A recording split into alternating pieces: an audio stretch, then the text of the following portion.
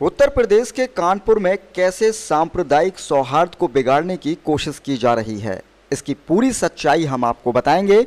आखिर मामला क्या था और उसे क्या रंग दिया जा रहा है, इसमें कौन लोग शामिल हैं और क्या उनके ऊपर कोई कार्रवाई भी होगी या यूपी इलेक्शन तक सांप्रदायिक माहौल खराब किया जाता रहेगा। आपको ये जानकर बेहद हैरानी होगी कि सांप्रदायिक सौहार्द बिगाड़ने में कुछ शरारती तत्व ही नहीं बल्कि कुछ प्रख्यात टीवी चैनल भी शामिल हैं, जो दो समुदायों के दो परिवारों के बीच मामूली झगड़े को सांप्रदायिक रूप देने की पूरी कोशिश में जुटे हैं। इसकी पूरी कहानी हम आपको बताएंगे। दरअसल कानपुर की कच्ची बस्ती मोहल्ले में बाइक टकराने को लेकर दो परिवारों के बीच झगड़ा शुरू हुआ था।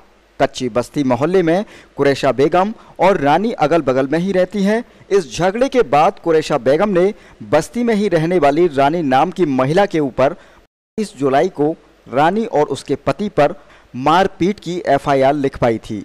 वहीं रानी ने भी इस मामले में 31 जुलाई को कुरैशा बेगम के 3 लड़कों पर छेड़छाड़ का आरोप लगाते हुए एफआईआर दर्ज कराई थी।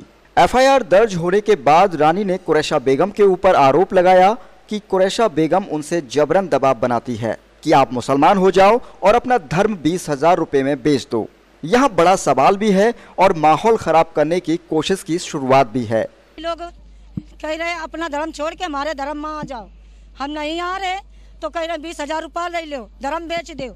धर्म नहीं बेच रहे तो कह रहे तुमको रहना दुश्वार कर देंगे, वहाँ डरेंगे, जान तो मार देंगे, कहीं इधर से पल्ली नोचाते कहूँ उधर से पल्ली नोच। अगर ये बात थी तो पहले एफआईआर में इस बात का जिक्र क्यों नहीं किया गया?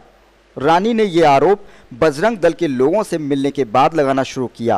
पुलिस दोनों की एफआईआर दर्ज करने के बाद जांच कर रही थी, तभी रानी ने इस मामले में बजरंग दल के लोगों की एंट्री कर दी और मामला सांप्रदायिक रूप लेने लगा। बजरंग दल के कार्यकर्ताओं ने बस्ती में जाकर जमकर हंगामा किया और ये सब लोकतांत्रिक और धर्मनिरपेक्ष देश में हो रहा है।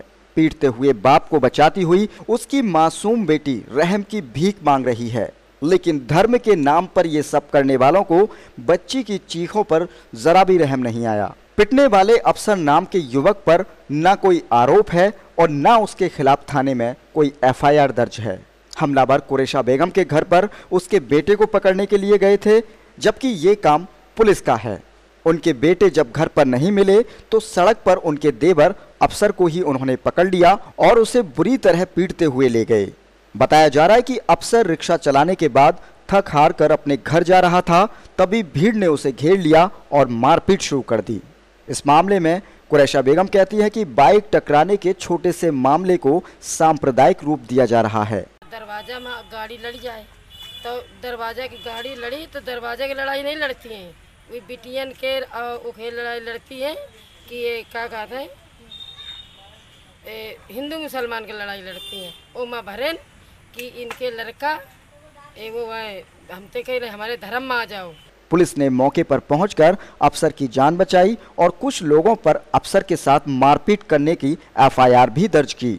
लेकिन जिस तरीके से युवक की पिटाई का वीडियो सोशल मीडिया पर वायरल हुआ और उसमें जय श्री राम के नारे लगवाए जाने की बात सामने आई, नफरत फैलाने में सोशल मीडिया प्लेटफॉर्म और कुछ नामचीन चैनलों का नतीजा ये है कि एक पीड़ित के गुनहगारों को थाने से जमानत पर छोड़ दिया जाता है। दूसरा, कुछ लोगों को ये लगता है कि सांप्रदायिकता के नाम पर अगर वह कुछ करेंगे तो सियासत में उनकी एक अलग पहचान बनेगी और वह सियासत में आगे बढ़ जाएंगे। इस मामले में पुलिस ने मारपीट करने के 3 आरोपियों को गिरफ्तार कर लिया, लेकिन बजरंग दल के कार्यकर्ताओं ने 45 साल के मुस्लिम रिक्शे वाले को पीट पीट कर जय श्री राम बुलवाने के आरोपियों को थाने से छुड़ाने की मांग को लेकर प्रदर्शन करना शुरू कर दिया और तीनों आरोपियों को थाने से जमानत पर छोड़ भी दिया गया। बजरंग दल के कार्यकर्ताओं ने आरोपियों को छुड़वाने के लिए रात भर डीसीपी दफ्तर के बाहर जबरदस्त प्रदर्शन किया, जिसके बाद आरोपियों को छोड़ा गया।